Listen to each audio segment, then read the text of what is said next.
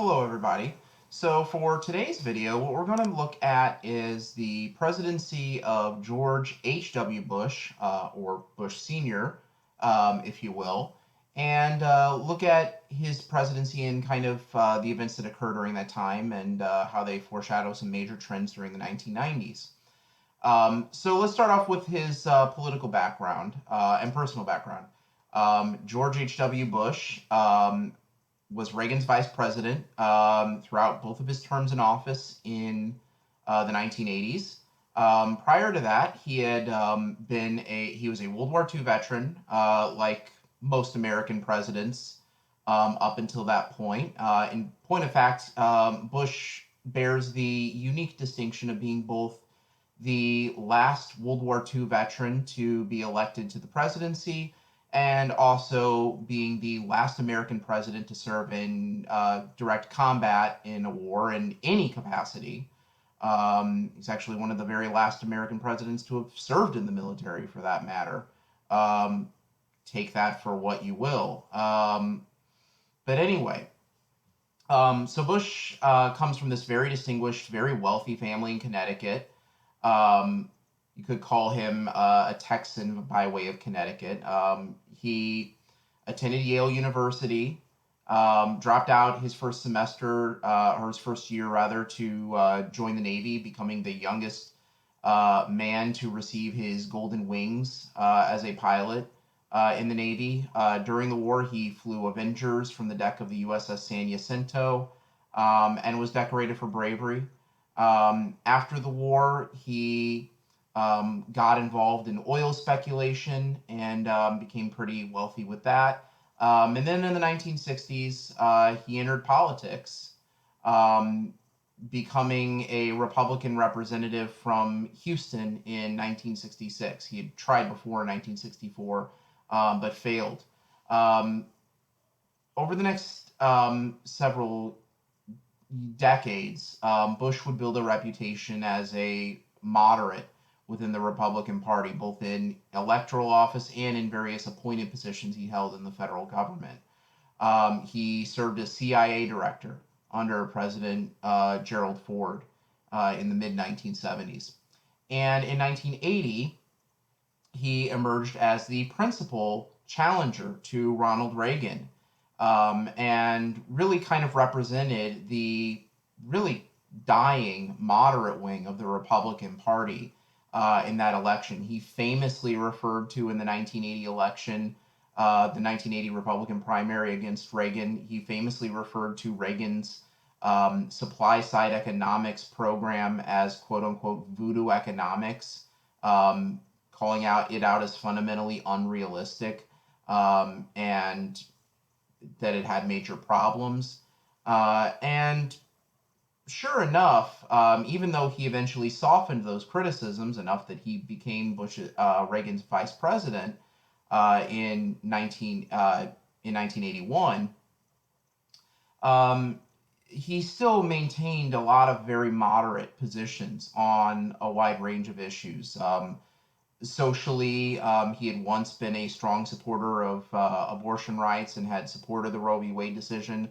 Eventually, he walks that back a bit, but still personally maintained a wide range of more moderate to even liberal social positions on a wide range of issues, even if his political stances did change somewhat. Something which reflects one of the principal criticisms of Bush, that he was a political opportunist and less wedded to principles than perhaps one would like. But anyway, so in 1988, with Reagan being term limited out of the presidency, Bush becomes the Republican nominee for president that year. And as a Republican nominee for president in 1988, Bush really has to try to build trust with the right wing of the party that had avidly supported Reagan the previous 8 years, with whom he had a decidedly rocky relationship. And so, to that end, Bush ultimately makes a campaign pledge that will come back to haunt him once he becomes president, famously declaring support for the Republican aversion to raising taxes by stating, quote unquote, read my lips, no new taxes, which is this very strong position in opposition to raising taxes that was very much in keeping with the supply side economic paradigm that Reagan had introduced, and which had by this point become essentially the default position of the Republican Party. Still is in most ways. Um, so Bush embraces this. He also embraces a lot of the cultural conservatism that Reagan had embraced, especially the kind of law and order rhetoric surrounding criminal justice and racial issues in particular. There's this very, very famous, some might say infamous campaign ad that's aired against his eventual Democratic challenger, Michael Dukakis, known as the Willie Horton ad, that outlines a criminal incident, a murder committed by a furloughed Massachusetts inmate, Willie Horton, a ad that many accuse of having rather significant racial undertones. Um, Bush also attacked Dukakis in the 1988 election for a number of other reasons. Dukakis was in many ways characteristic of the Democratic nominees for president during the 1980s, which can be summed up in one word: uninspiring. And he was a very competent governor, but he held a lot of positions on cultural issues, from gun control to abortion to a number of other issues that were decidedly out of step with the American mainstream at the time period. And moreover than that, he kind of had this very, for the lack of a better word, kind of nerdy persona. And his efforts to fix that ultimately backfired. There's this very famous um, attempt that Dukakis makes to try to show that he's as gung ho and, pro military as the Republicans were at the time period, where he posed in a tank, which ended up illustrating just how, kind of out of his element he was in that particular arena. Even though Dukakis had actually served in the military prior to becoming Massachusetts governor, um, it definitely played into that image. And as a result, Bush was able to really kind of capturing in on the legacy and popularity of Reagan, and which no doubt was influenced by the fact that the Cold War was drawing to a close on terms favorable to the United States. Um, Helped him win a 40-state victory over Dukakis, who only managed to carry 10 states, winning over 53% of the popular vote in the 1988 election. Now, once Bush becomes president in 1989, events very, very rapidly transcend around the world that really are just massive, um, really kind of earth-shattering events. The rapid collapse of the Iron Curtain in Eastern Europe, including the fall of the Berlin Wall. Um, Bush didn't really have any big role in bringing those events to fruition.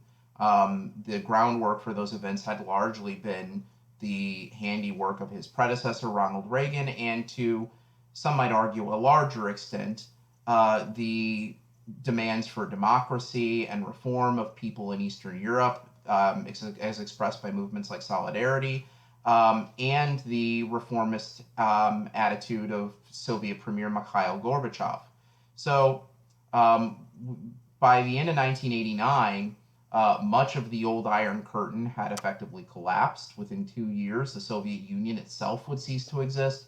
And so the Cold War paradigm that had shaped American politics for nearly a half century suddenly and really quite abruptly comes to an end. And so that raises rather serious questions about what America's role in the wider world is going to be going forward. Questions which Bush has to try to answer. Many in the Democratic Party, in particular, wanted an immediate cut to defense expenditures um, as a result of the end of the Cold War, which did eventually materialize. Um, resulting in a 20% reduction in military spending throughout the 1990s. Um, Something which in turn ended having some pretty significant economic effects that would ultimately negatively impact Bush's presidency. But we'll get to that later. Um, so so Bush really has to try to contend with this new world order that's emerged in the 1990s, where there's no longer this looming foe on the horizon in the form of the Soviet Union that the United States has to contend with. And so that raises really pretty significant questions about what is the role of the United States as the world's only superpower in a world without the Cold War. And the answer to that doesn't necessarily develop during Bush's presidency, nor does it really develop during that of his successor, Bill Clinton. Ultimately, the answer to that question would be largely answered by the 2001 the September 11th attacks of 2001. So Bush does still nonetheless try to make foreign policy a focal point of his presidency, even if the foreign policy framework that he had devoted his entire public career to had essentially evaporated by the midpoint of his presidency. He still nonetheless makes foreign policy really the front and center focus of his presidency. And he does this in a number of ways. One of the things that he does that ends up having very significant, long lasting ramifications for the United States, and which, again, given current circumstances, seems particularly relevant, is he furthers the efforts to build a strong relationship between the United States and China that had begun under President Richard Nixon. The United States had normalized relations with China with the People's Republic of China in 1979 when the U.S. finally afforded them diplomatic recognition. And during Bush's presidency, he pushes to move that even further.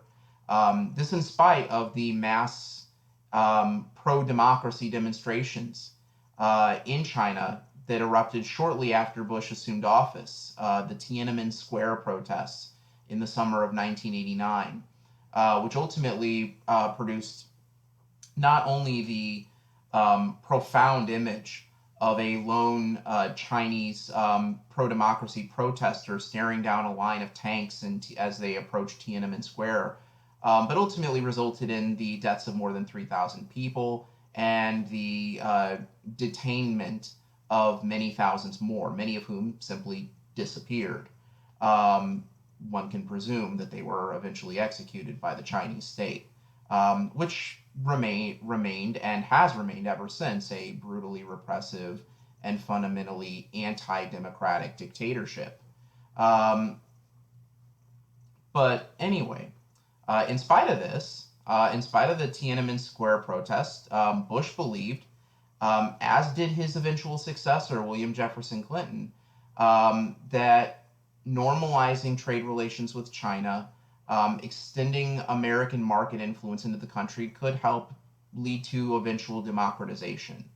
And so he championed granting China favored nation trading status. And ultimately, that was a process that would be further continued by his successor, Bill Clinton, who would eventually grant permanent favor nation trade status to China shortly before the end of his presidency in 2000. Obviously, when one looks at what's happened in China recently and the way that they suppressed the information about the coronavirus, clearly the efforts at democratization have not worked. But it is nonetheless an exceptionally consequential relationship that is furthered during this time period. Beyond China, Bush tried to deal with kind of tidying up affairs in Latin America. One of the areas where Bush was interested was in Panama, which had become a focal point for the drug trade during the 1980s, when the U.S. was simultaneously fighting a war on drugs, but also at the same time funneling money to groups in Latin America that in many cases were heavily involved in the illicit drug trade, not the least of which was the Panamanian government led by Manuel Noriega. And so, with the Cold War essentially over and Noriega no longer useful to the United States, Bush launched a military operation against Noriega that resulted in his eventual arrest. In the autumn of 1989, he was eventually brought to the U.S. and charged with a number of drug crimes and convicted. But by far the most, other than China, by far the most significant foreign policy endeavor of the Bush administration, though, and the one that would end up having rather lengthy ramifications for American foreign policy in the 21st century, is in the Middle East. Here, Bush sought to curb what he called the Vietnam War syndrome. Bush, like many conservatives, really wanted to end the by that point nearly 2-decade-long aversion of the United States to foreign military interventions that had resulted from the Vietnam War. And he found an opportunity to do so in 1990 with Iraq. Now, Iraq, under its leader Saddam Hussein, had once been an ally of the United States during the 1980s, with the U.S. supplying weapons and funding to buy weapons from various foreign sources, including France and the Soviet Union, that Iraq used against the Iranians, who, of course, the U.S. after 1979 were on a decidedly less than friendly relationship with. So the U.S. had supported Saddam Hussein during the Iran-Iraq War and had turned a blind eye to a number of atrocities committed by his regime, including the use of chemical weapons on Kurdish populations in Iran and parts of Iraq, amongst a litany of human rights violations. But once again, with the end of the Cold War and with things changing, Saddam Hussein was no longer really necessary for American interests. And so ultimately, when Hussein's government begins running low on money after prosecuting an 8-year-long war against Iran that had left that country heavily indebted, his response is to invade his oil-rich neighbor, Kuwait, in August of 1990. Kuwait, although much smaller than Iraq, was one of the world's largest suppliers of oil. And Saddam Hussein invaded Kuwait in the late summer of 1990, proclaiming Kuwait Iraq's 19th province.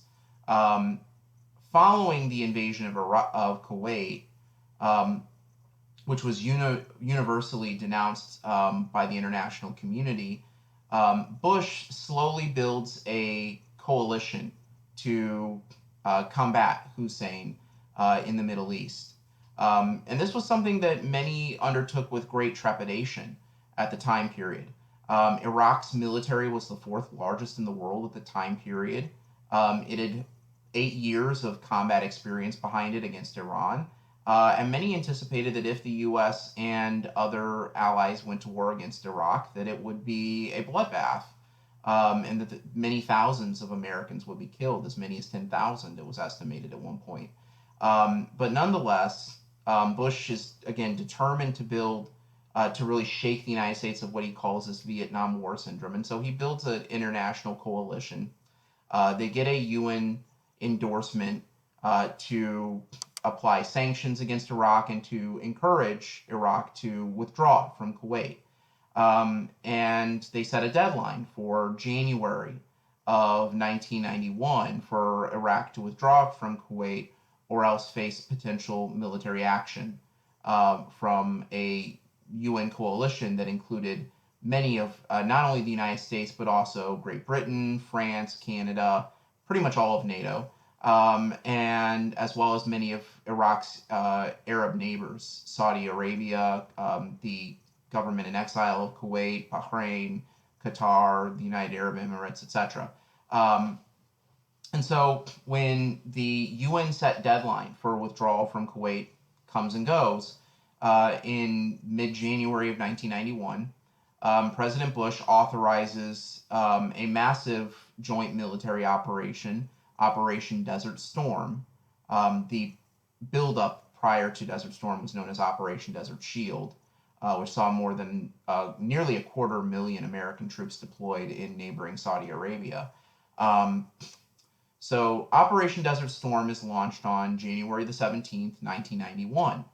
And it really proves to be a perfect showcase of the technologically advanced military that the United States had built during the Reagan administration during the 1980s. Stealth bombers, smart bombs, all of these things are used to great effect against targets in Iraq. And very quickly, it turns into a decidedly lopsided battle. Now, one of the things about this war is that it comes to be seen. Wait, had a little bit of a distraction. So anyway, so the war becomes this real kind of showcase for American weaponry that had been developed during the Reagan years and in some ways since Vietnam. And one of the things that makes it markedly different from the Vietnam War is that there is a very, very tight control over the press. Unlike in Vietnam, where the press was given pretty much carte blanche access to American military activities and was therefore able to broadcast quite graphic, in many cases horrific images of wartime carnage back to the United States, which negatively influenced popular opinion against the Vietnam War, quite famously. In Operation Desert Storm, uh, the press was kept under very tight control, and as such, the media coverage of the war can best be described as like watching a video game unfurl.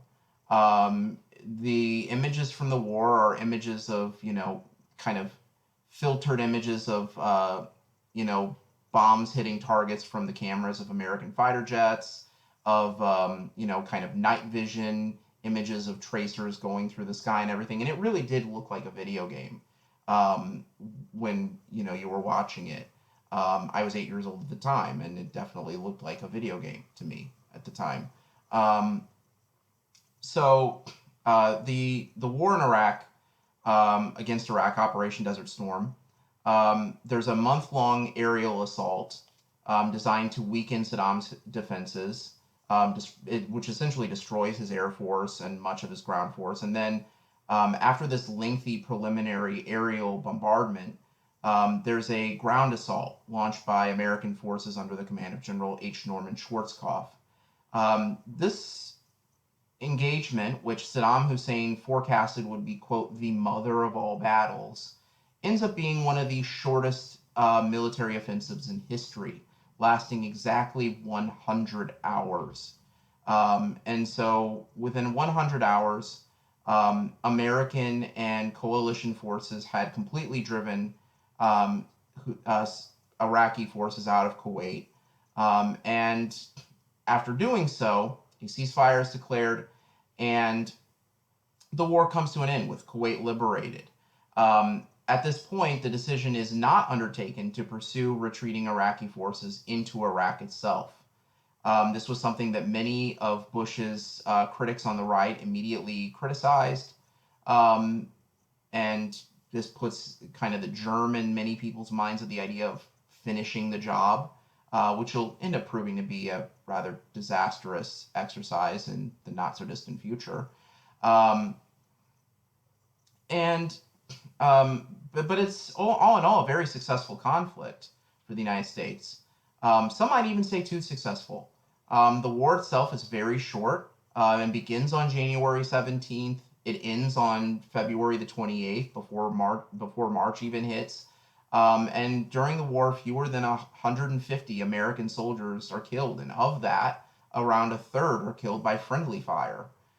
So it's compared to between 25,000 to 85,000 Iraqis, including a large number killed by airstrikes in what as the Iraqi army retreated from Kuwait in what came to be known as the Highway of Death, um, which resulted in many thousands being killed. The exact number is not known. But anyway, the war proves to be very popular. Bush's approval ratings soar after the Operation Desert Storm, and at the time it appeared that he was coasting towards re-election. Um, the war also has another major effect on American society. It very much definitively did kick that post Vietnam War syndrome that Bush had spoken against. That would prove to be in the long run a disastrous effect on the United States. The ease with which American military forces won victory over Saddam Hussein's military in a thoroughly conventional conflict in the winter of 1991 would ultimately breed overconfidence in America's ability to win wars, which would result in a disastrous invasion of Iraq 12 years later, as well as ongoing conflicts in Afghanistan, which are still going for the United States. The degree to which the Operation Desert Storm breeded a degree of overconfidence in American military prowess and the speed with which American forces could win any kind of conflict, both conventional conflicts and asymmetrical wars against insurgencies, would prove to be a decidedly negative effect on America in the early 21st century. Now, again, the Operation Desert Storm did give Bush a brief boost in the polls. He briefly polled above 80%, in fact, as a result of Operation Desert Storm. But ultimately, it was his handling of the economy that would prove to be his downfall in the election of 1992. Bush did one of the biggest no-nos in American politics.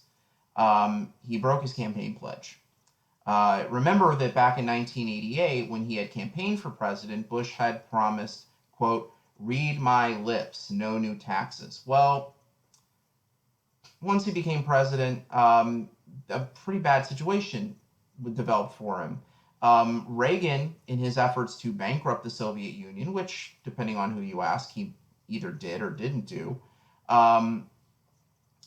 Reagan's efforts to bankrupt the Soviet Union through dramatic increases in defense spending that were also coupled with massive cuts in taxes for the very wealthy and for corporations had, by the time Bush became president, produced record deficits. And Bush, being a true fiscal conservative, recognized that these deficits were at odds with the desire to balance the budget and to, prevent inflation. And so, ultimately, in an effort to be fiscally responsible, Bush decides to raise taxes on the on the rich and on the upper middle class, which again goes directly against the campaign pledge that he had made in 1988. And even more unforgivable in the eyes of many conservative Republicans, in order to achieve these tax increases that Bush needs to help try to lower the deficit and balance the budget, is that he ends up working with Democrats in Congress to achieve this, when many of his own party balk at this. And so he passes these tax increases with a Democratic Congress, with Democratic help, and that sows considerable seeds of resentment against Bush within his own party that linger for a long time. He ultimately faces a conservative challenger in the 1992 election in the form of former Nixon speechwriter and conservative commentator Pat Buchanan, who was considerably to the right of Bush on a wide range of issues.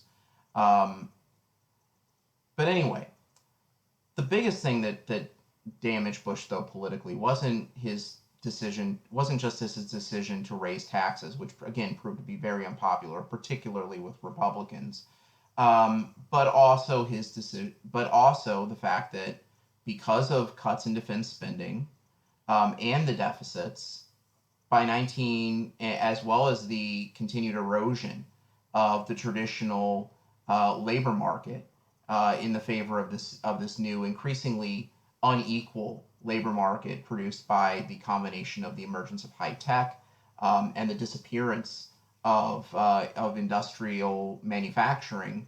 The country plunged into a recession in 1991, and unemployment soared to over 8%. And so it was because of this recession, which again Bush didn't actually cause. It was largely caused by the economic policies of his predecessor. Um, Bush faced a considerable uphill challenge in the 1992 election. In that election, he not only had to face off against a new Democratic challenger in the form of former Arkansas Governor Bill Clinton, who was very media savvy, very, very good at portraying himself as this kind of cool guy. He went on the Arsenio Hall show and played the saxophone to the tune of an Elvis Presley song. He more or less admitted on another program that he had smoked pot, but I didn't inhale. And he just definitely seemed to be much more in touch with younger Americans than Bush. And so that ultimately negatively influenced his campaign. The other factor that definitely and arguably the factor that threw the election in Clinton's favor was the presence of a third party spoiler in the form of independent Texas billionaire Ross Perot, who ran a campaign that in many ways was a intense foreshadowing of the future of American politics, particularly on the right. Um, Perot's campaign combined both economic populism and support for trade protections against uh, the continued erosion of the American manufacturing sector with support for tax cuts and deregulation. In many ways, many elements that would eventually find their way into the candidacy of Donald Trump in 2016 were in fact present in the campaign of Ross Perot in 1992. And so ultimately, this combination of him seeming kind of, generationally and personally out of touch and aloof, um, the cool factor that Clinton had going for him at the time, and the failing economy and the presence of a third party challenger all ultimately doomed Bush, who ended up losing the election of 1992 to Clinton by a fairly sizable margin, largely because his third party challenger, Ross Perot, ended up siphoning 19% of the vote that likely would have gone to a Republican like Bush in any other election. So that's the presidency of George H.W. Bush. In our next video, we'll look at the presidency of Bill Clinton and the various ways in which both he rose to power and what that represented for the Democratic Party, as well as the economic and social policies it pursues as president.